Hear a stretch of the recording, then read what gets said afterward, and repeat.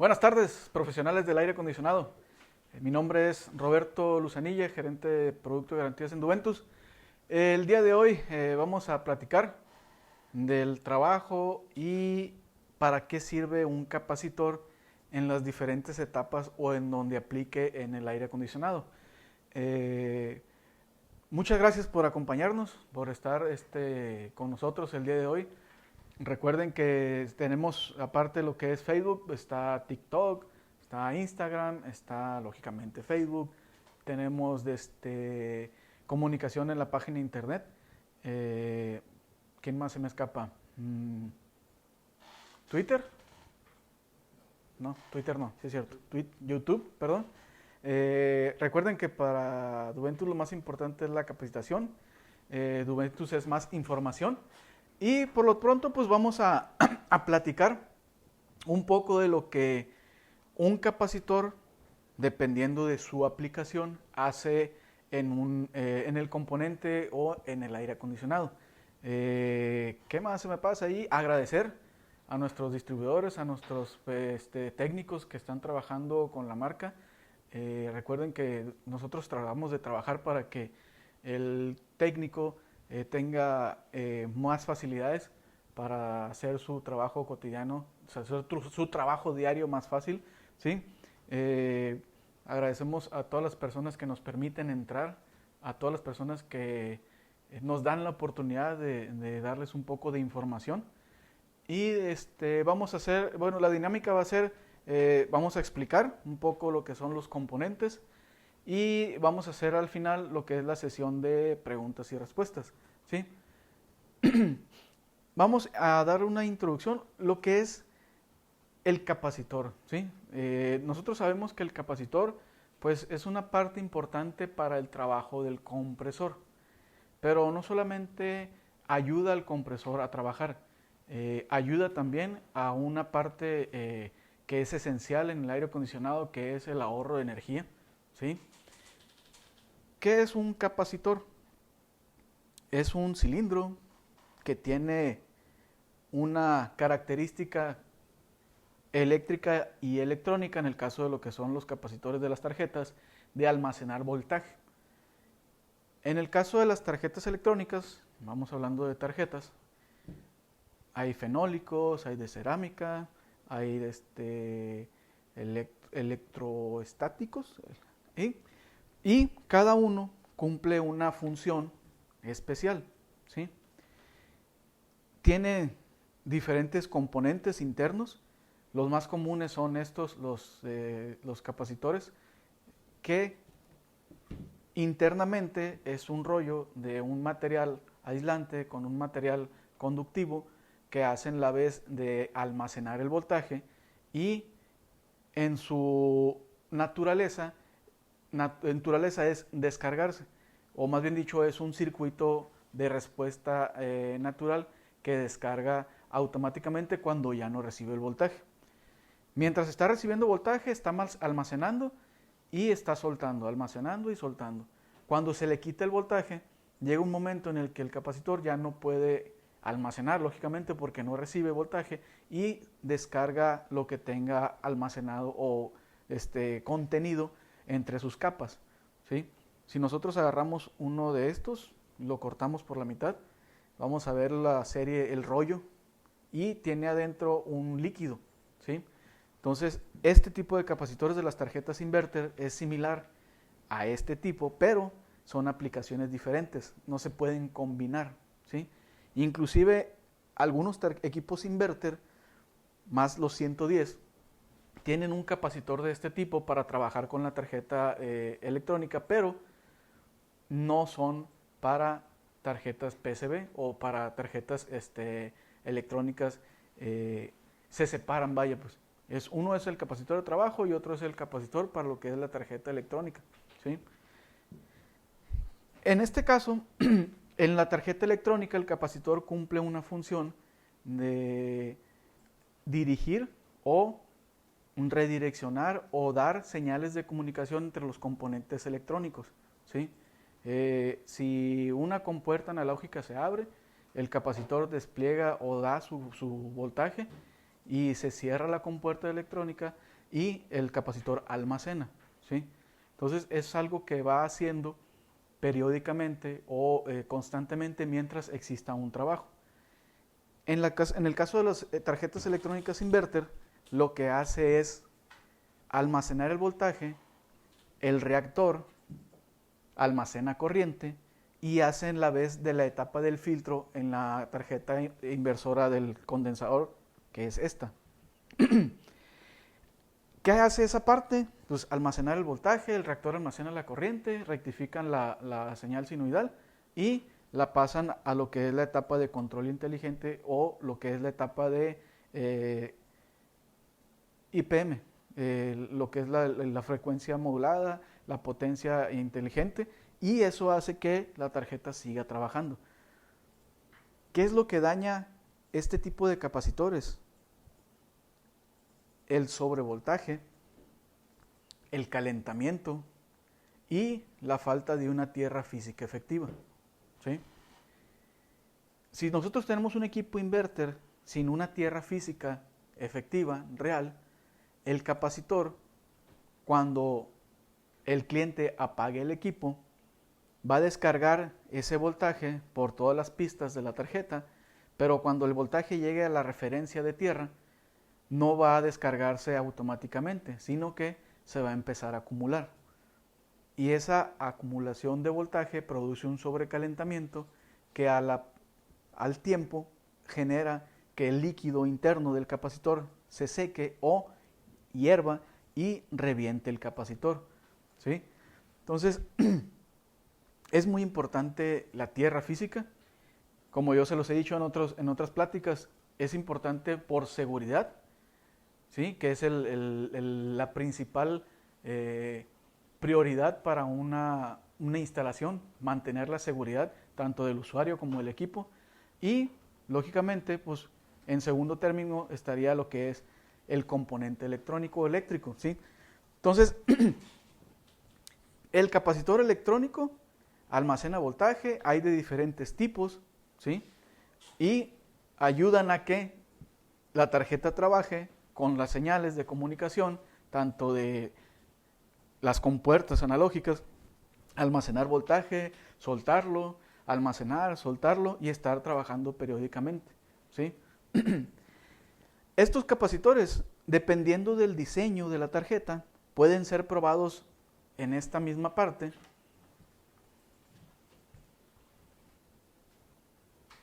¿Sí? Con el multímetro los probamos, pero también podría ser que por el diseño de la tarjeta tengamos que desmontarlos, ¿sí? La mayoría se tiene que desmontar, es cuestión de probarlo con el multímetro.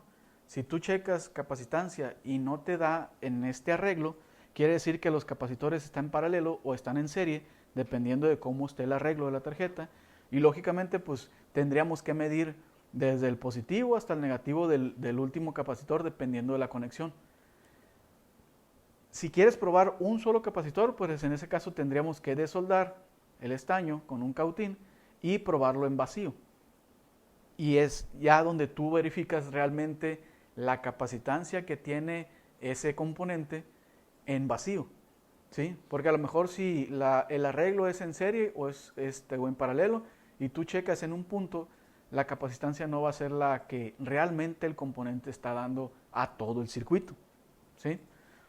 Igual con los de las tarjetas electrónicas de los motores. Sabemos que las tarjetas electrónicas en los motores traen tipos de capacitores que ayudan al motor del evaporador a trabajar, y en algunos arreglos de tarjetas esos tipos de capacitores tenemos que desoldarlo de la misma manera y probarlo en vacío, ¿sí? Entonces hay que analizar un poco el diagrama, revisar cómo están las pistas de lo que es la tarjeta electrónica para poder validar o analizar si podemos revisar el capacitor montado en la tarjeta o retirar el capacitor para probarlo con el multímetro en vacío, ¿sí? Esto es en cuanto a tarjetas electrónicas. En cuanto a motores, tenemos estos dos tipos de capacitor, ¿sí? Son electrolíticos. ¿Qué hacen? Ayudan al motor a vencer el reposo, a minimizar el par de arranque, para que el motor no gaste demasiada energía o demasiada corriente, demasiado voltaje o demasiada potencia al momento de arrancar, ¿sí?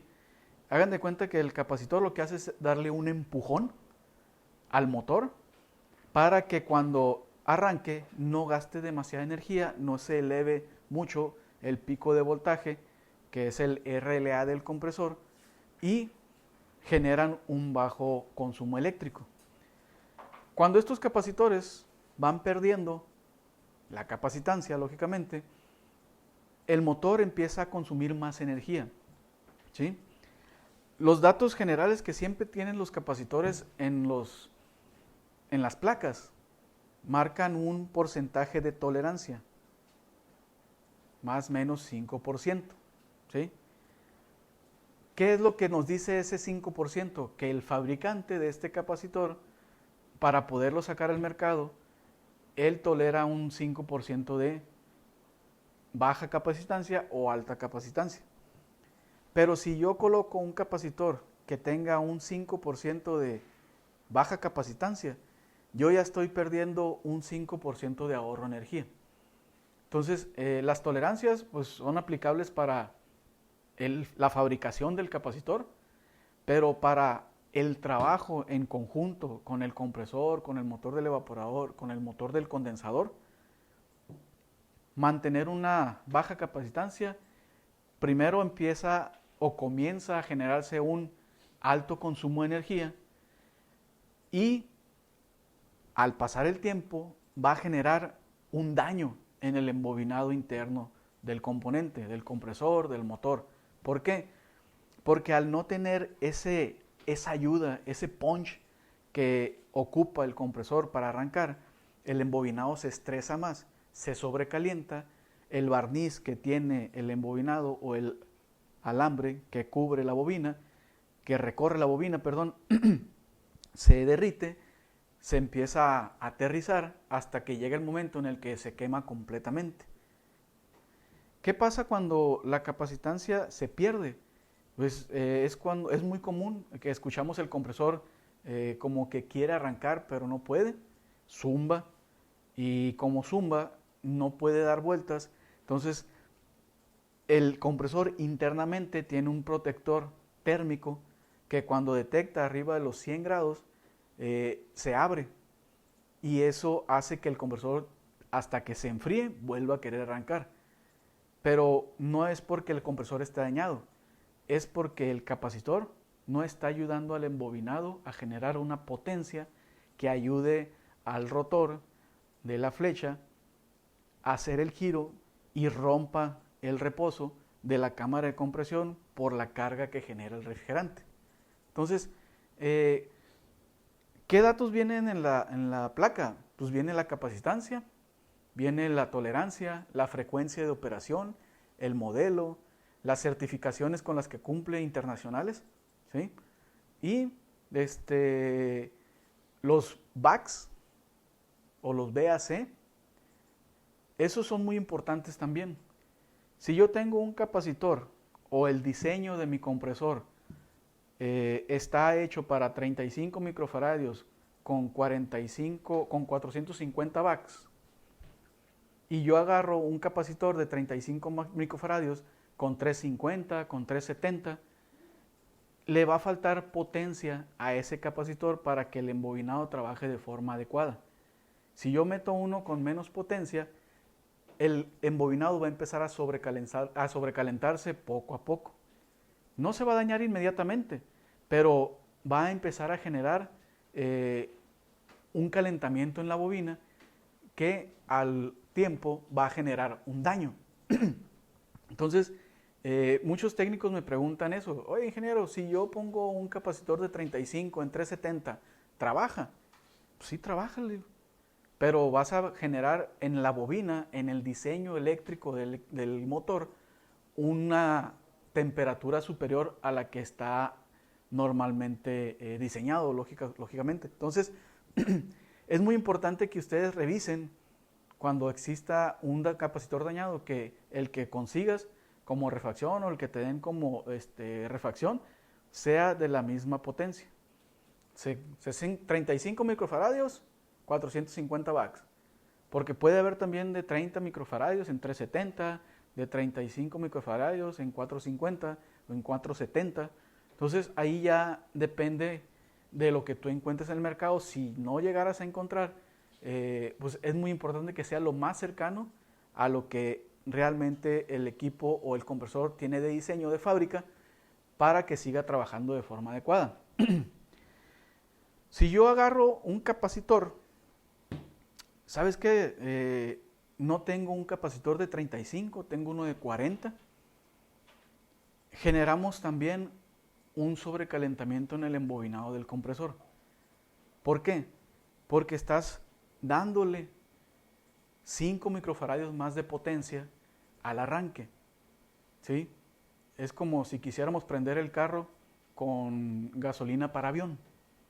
Es muy diferente la potencia que tiene la gasolina o la turbocina que lo que es la gasolina de 87, de 92 octanos. Entonces, si ustedes quieren arrancar o dejar un capacitor de trabajo constante con mayor capacitancia, lo que van a hacer es quemar el embobinado del compresor. ¿Sí? Existen los tipos de capacitores que le llamamos Start Kit, capacitor de arranque, levantamuertos, kit de arranque. Esos capacitores lo que sirven es para que cuando el compresor por alguna condición de trabajo extrema, ya sea que no le llegó el aceite, que se sobrecalentó por trabajo excesivo, que se sobrecalentó porque no tenía refrigerante el compresor o el sistema, o se sobrecalentó por alguna falla eléctrica, una caída de tensión, un cortocircuito, una mala referencia neutro. Todos esos factores afectan eléctricamente al compresor, mecánicamente a la cámara de compresión, elevan la temperatura y como todo, pues, los metales tienden a contraerse y a dilatarse con la temperatura. Entonces, si por una rara ocasión o algún raro funcionamiento se llega a quedar pegado, pues lo primero que hacemos es revisar el capacitor, que realmente te dé los 35 microfaradios, los 40 microfaradios para el de 2 toneladas, los 50 microfaradios para el de 1,5, los 60 microfaradios para el de 3 toneladas, los 60 microfaradios para el de 110. Acuérdense que son diferentes capacidades para cada tipo de compresor. Si te da realmente los microfaradios, entonces el problema no es el capacitor. El problema es el compresor que por alguna razón está pegado. Agarramos nuestro kit de arranque, lo conectamos en los bornes, esperamos a que se cargue, ¿sí? Y luego encendemos el equipo.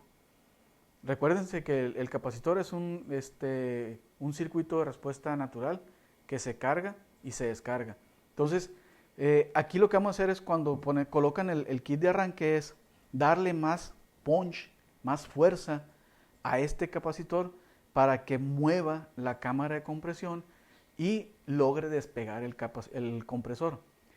Si lo logra despegar, hay que revisar simplemente que el amperaje de operación del compresor esté en rango, ¿sí?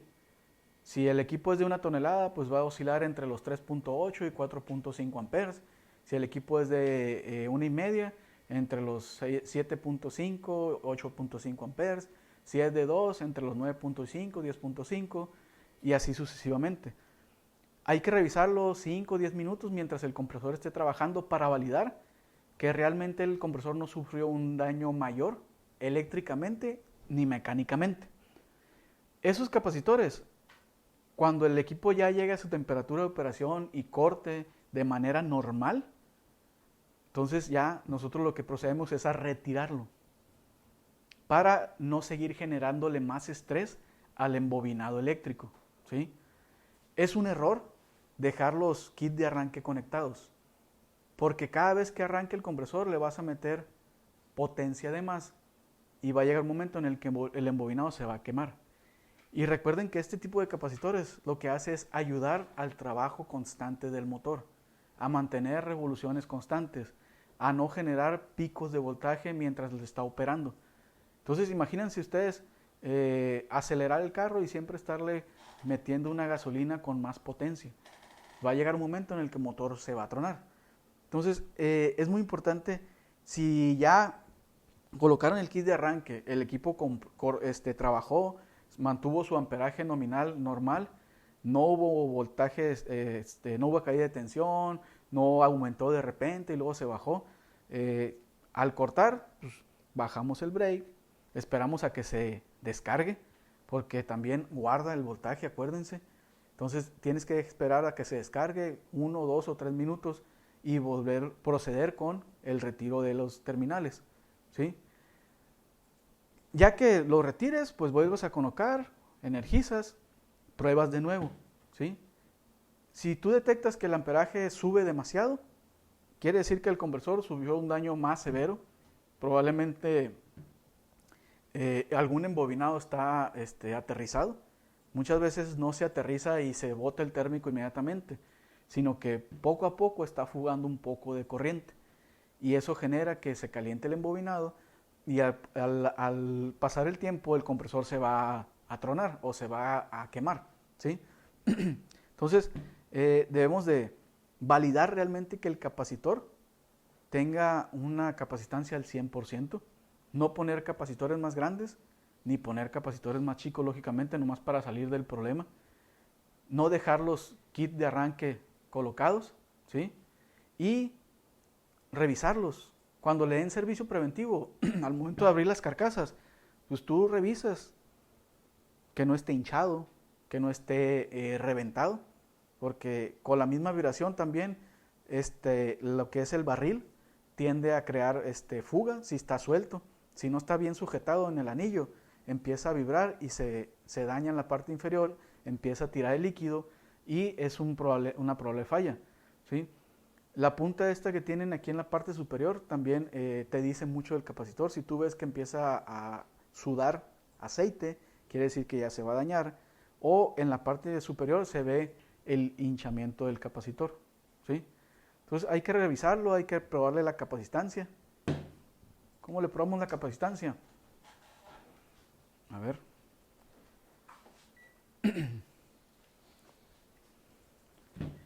Vamos a mover un poquito la cámara, no se me vayan a asustar.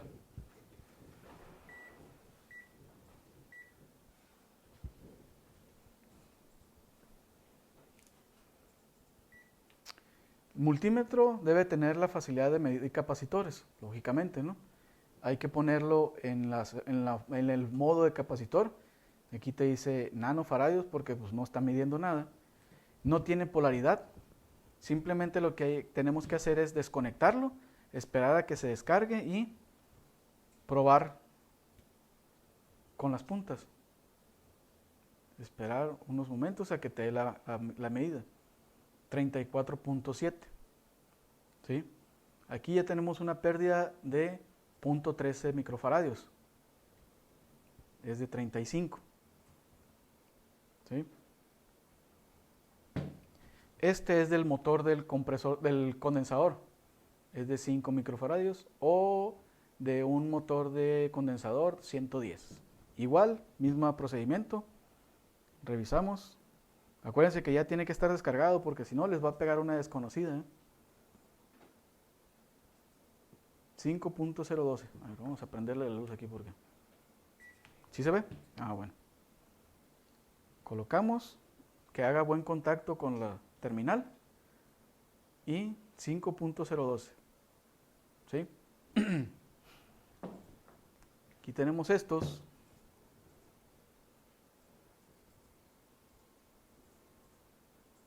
Ya están usados. Vean que tiene 3.1 microfaradios. ¿Sí? Y de hecho, si lo vemos, baila. Este no baila y este sí baila. ¿Por qué? Porque está hinchada la parte inferior. ¿Sí? checan cómo baila, y este que está nuevo no baila, ¿sí? ¿Por qué se hincha el capacitor? El capacitor es el que soporta los altos voltajes.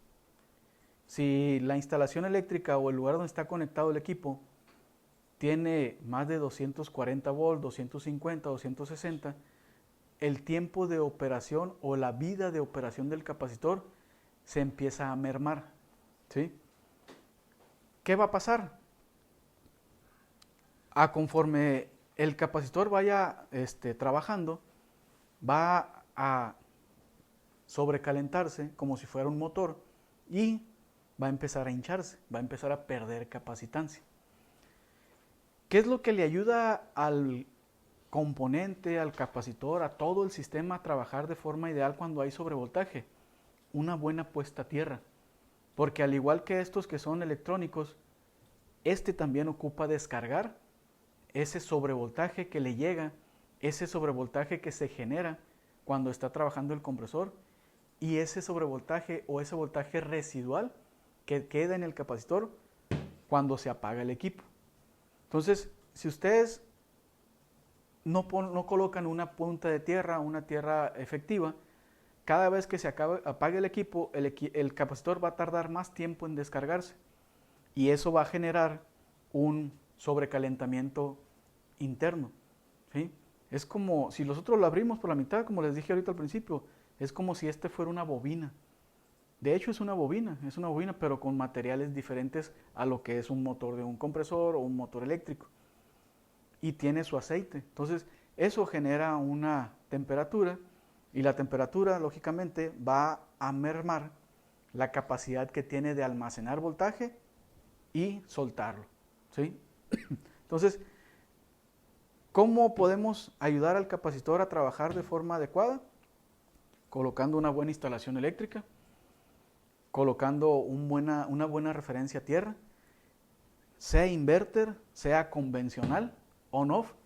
Es muy importante la tierra física, recuérdenlo, primero por seguridad, después por el correcto funcionamiento de los componentes y una correcta instalación de las terminales, ¿sí? Que estén bien colocadas. ¿Qué más ayuda a que el capacitor trabaje de forma eficiente? Cumplir con la carga térmica. A nosotros como técnicos nos ha tocado mucho ver las terminales rectas del capacitor recalentadas, quemadas, en cortocircuito por un trabajo excesivo del compresor.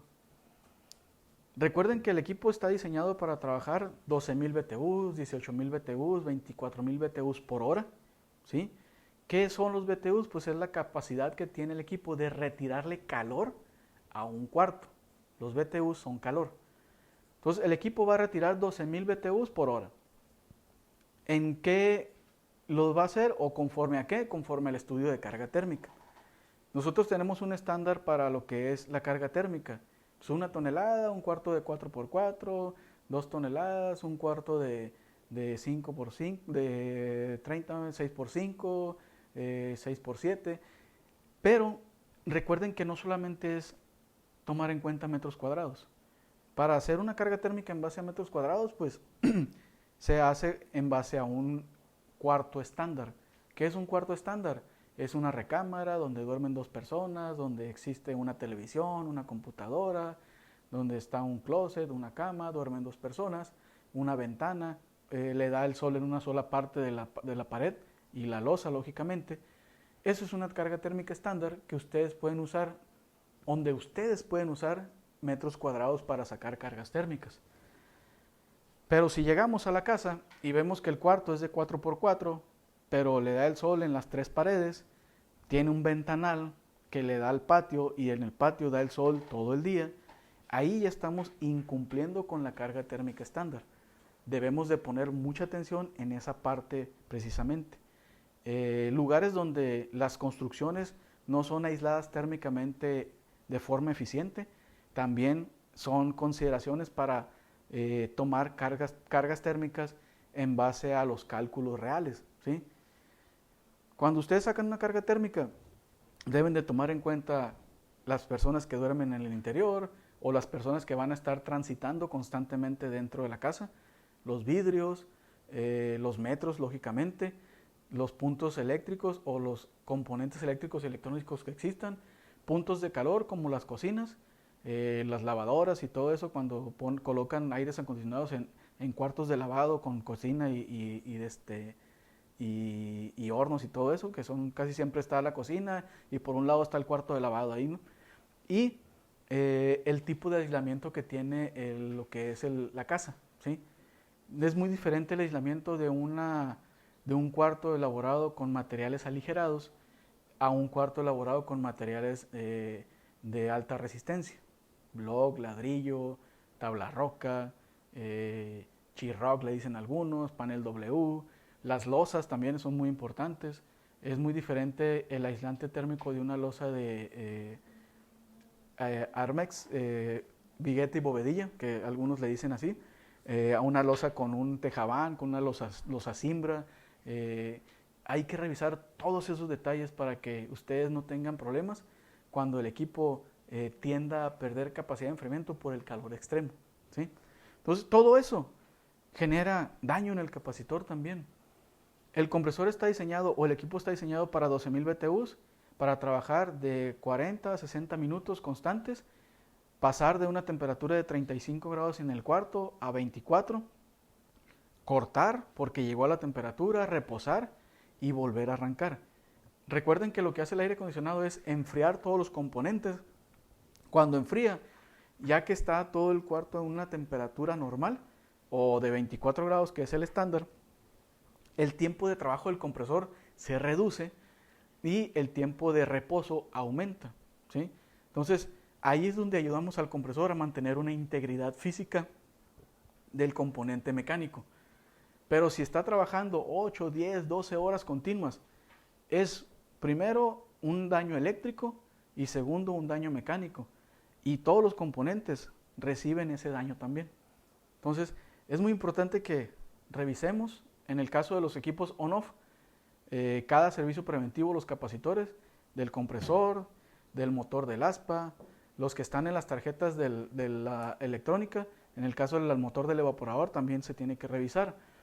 Y en el caso de la tarjeta electrónica inverter, pues revisar físicamente que los capacitores estén íntegros, no tengan manchas de aceite, que no tengan demasiada tierra. Hay que darle su limpiada con una brocha, echarle un líquido eléctrico, mantener una limpieza en todo lo que es el componente electrónico para que no existan fallas a tierra o cortocircuitos generados por el exceso de polvo entre los polos, ¿sí? Entonces, es muy importante el mantenimiento preventivo. ¿Preguntas? ¿Qué tenemos? ¿Todo bien? Excelente. ¿Sí? Entonces, recapitulando, pues el capacitor es un componente que ayuda a lo que es el arranque, a mantener un ahorro y una eficiencia energética en el componente o en el aire acondicionado.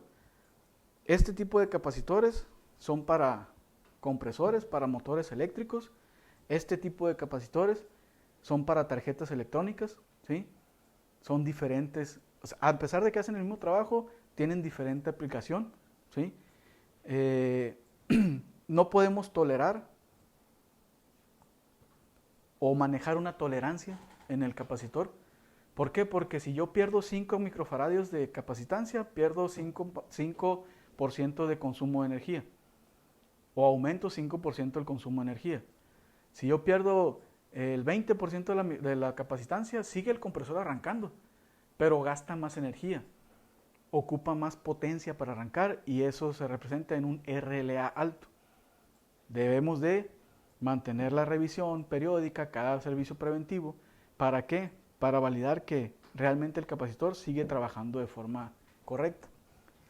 Debemos de hacer buenas instalaciones eléctricas con su puesta a tierra física, tierra efectiva, para evitar que el voltaje que acumulan se siga acumulando en el capacitor y no dañe o no sobrecaliente internamente el componente que tiene el capacitor, lo que es el aceite y el material interno, ¿sí? Electrónicamente, pues todo lo que es calor daña el componente. Si no tiene para dónde desfogar las corrientes parásitas, que es la tierra, internamente los componentes se empiezan a sobrecalentar y a generar un daño sí o sí, 10, 15, 20 días, 30 días, ¿sí? El voltaje es muy importante, ¿sí? El equipo tiene un voltaje de operación de 208 o 230 volts.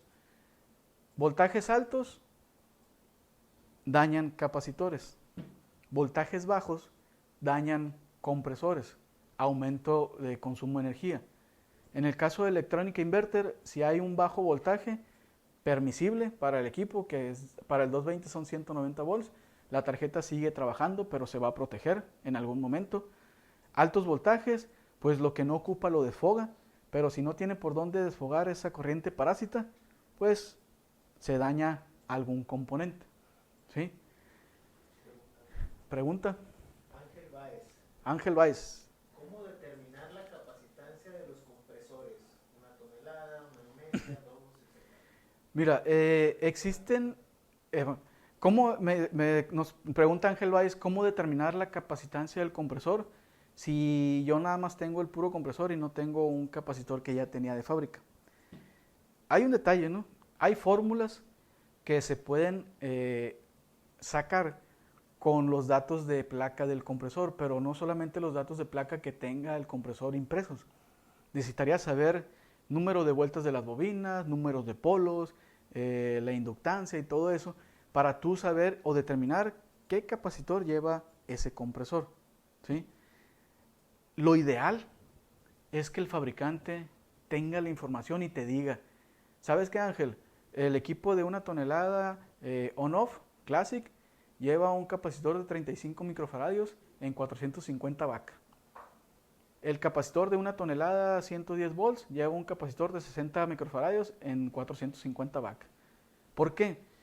Porque a lo mejor tú en tu trabajo diario pues andas apurado y no tienes tiempo de andar arrastrando el lápiz, como le decimos, cuando estamos haciendo los cálculos eléctricos y electrónicos. Y la facilidad o lo que las marcas deben de hacer es darte la información. Recuerda que para nosotros Duventus es más información y con nosotros tienes toda la información a la mano. Pero lo que más ayuda es que tengas la información directa. Podemos hacer el cálculo, igual les paso ahí, les posteo o les mandamos la información en Facebook para que ustedes tengan ahí fórmulas de cómo sacar una capacitancia, pero ocupan más datos, no solamente los datos que vienen en el compresor, del voltaje, de la frecuencia, de la potencia. Hay que buscarle más datos técnicos al compresor que la mayoría de las veces no están incluidos en las placas, ¿sí? Entonces para mí es más fácil una llamada, un WhatsApp. Oye, el capacitor de 1 tonelada, pues es tal. Hay una regla muy común. 1 tonelada de 30 a 35 micros. 1,5, 40, 45. Perdón, 1,5 de 50 a 55. 2 toneladas de 40 a 45 por la diferencia que hay en el embobinado. Y 3 toneladas casi siempre es el mismo que el 110. Pero es muy importante también validar el modelo del compresor, buscar fichas técnicas, y todo viene en base al diseño eléctrico de la bobina que tiene el compresor, ¿sí? No es lo mismo un compresor GMCC que un Toshiba, que un Reichi, que un Lambda. ¿Por qué? Porque cada uno tiene un diseño especial de fábrica. Por eso muchas veces no es el mismo tipo de capacitor, aunque sea la misma capacidad, lógicamente, del compresor, pero es diferente diseño eléctrico, ¿sí? Otra, a ver. Roberto Alvarado. ¿Qué marca de multímetro recomienda? Marca de multímetro, nos pregunta Roberto Alvarado. Mira, marcas, no te podría decir una marca específica. Lo que sí te podría decir es que tenga lo esencial: voltaje, resistencia, continuidad, capacitancia, amperaje, ¿sí?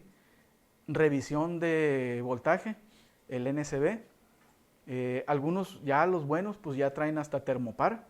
Tienen para revisar frecuencias, el voltaje directo. En algunos componentes electrónicos puedes revisar voltaje directo. Inclusive hay unos multímetros nuevos que te dan la corriente en voltaje directo con el gancho. Este es una muy buena marca, yo lo he usado mucho, ¿sí? Pero pues por condiciones o por cuestiones de estar transmitiendo en lugar público no puedo decir marcas. Yo te puedo decir componentes o características, y esas características que les acabo de citar son de las principales o de las más importantes para que tú digas que tu multímetro es una herramienta que te va a ayudar en el trabajo diario del aire acondicionado y la refrigeración. ¿Algo más? Señores, para mí es un placer haber platicado con ustedes el día de hoy. Nos vemos la semana que entra con otro tema referente a los componentes del aire acondicionado. Y recuerden que Duventus es más capacitación, Duventus es más información y es muy importante para Duventus acercarse a ti, ¿sí? Entonces, mi nombre es Roberto Luzanilla, gerente de producto y garantías en Duventus, y recuerda que para Duventus lo más importante es tu profesionalización. Sale, nos vemos la semana que entra.